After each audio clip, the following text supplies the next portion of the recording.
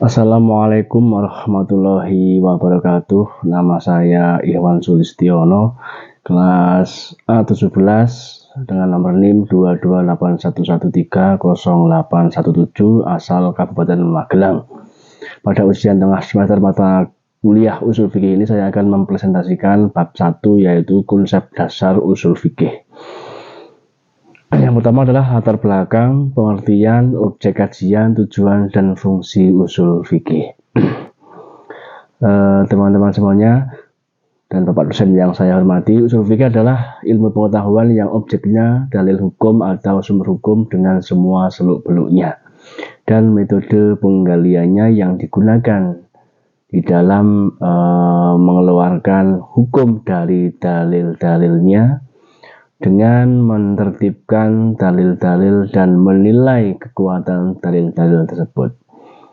Jadi secara garis besar, objek kajian usul fikih yaitu ada 3 macam, yaitu sumber hukum dengan semua seluk-beluknya. Kemudian yang kedua adalah pendayagunaan sumber hukum atau metode penggalian hukum dari sumbernya. Dan yang ketiga adalah persyaratan orang yang berwenang melakukan istinbat dengan semua permasalahannya.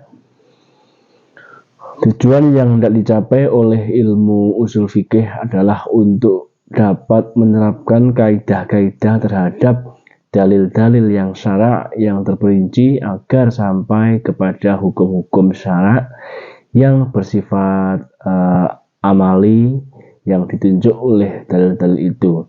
Sedangkan fungsi usul fikih adalah, fungsinya yang pertama adalah memberikan pengertian dasar tentang kaidah-kaidah dan metodologi para ulama mujtahid dalam menggali hukum.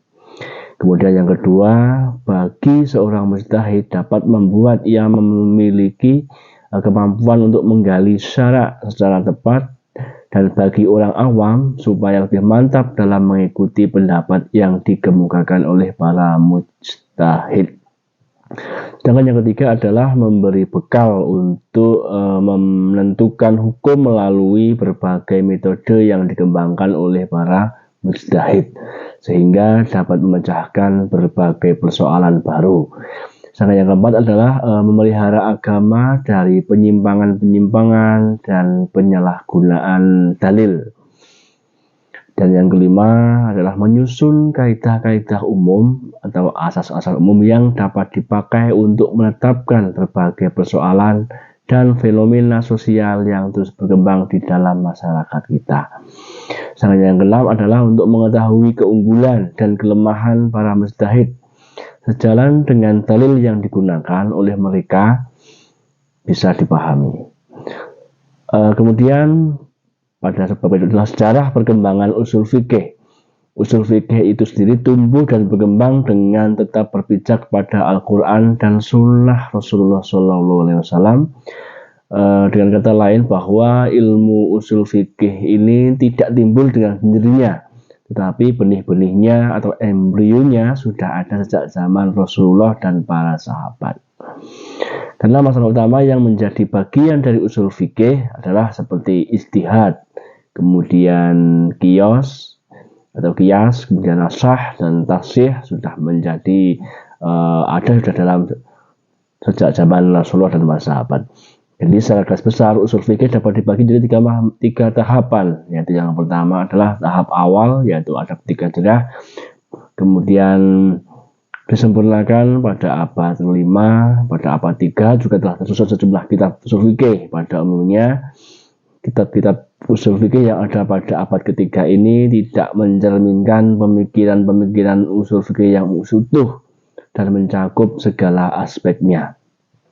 Ada beberapa hal yang perlu dicatat bahwa ciri khas dari perkembangan ilmu usul fikih pada abad ke-4 Hijriah yaitu munculnya kitab-kitab usul fikih yang membahas tentang masalah usul fikih secara utuh dan tidak sebagian-sebagian seperti yang terjadi pada masa sebelum-sebelumnya.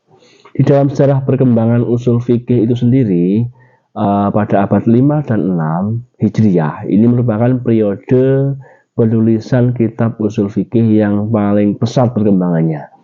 yang diantaranya terdapat kitab-kitab yang menjadi kitab standar dalam pengkajian ilmu usul-usul selanjutnya, menjadi dasar begitu. Kemudian apa peranan usul fikih dalam perkembangan fikih Islam? Peranannya adalah di dalam perkembangannya, dalam perkembangan Islam dapat dikatakan bahwa sebagai penolong fikih dalam mengeluarkan hukum-hukum syar'i atau syarak dari dalil-dalilnya. Di samping itu, dapat juga dikatakan bahwa sebagai kerangka acuan yang dapat digunakan sebagai pengembangan pemikiran fikih Islam dan sebagai penyaring pemikiran-pemikiran seorang mujtahid. Kemudian sehubungan dengan ini, Ibnu Khaldun dalam kitabnya yang berjudul Muqaddimah menyatakan bahwa sesungguhnya ilmu usul itu merupakan ilmu syariah yang paling mulia, tertinggi nilainya dan terbanyak kaidahnya. Kemudian aliran-aliran apakah yang ada dalam usul fikih? Dalam perkembangannya usul fikih itu dikenal dengan dua aliran, yaitu yang pertama disebut sebagai aliran atau jumhur mutakalimin atau ahli kalam yang membangun usul fikih secara teoritis murni tanpa dipengaruhi oleh masalah-masalah cabang keagamaan.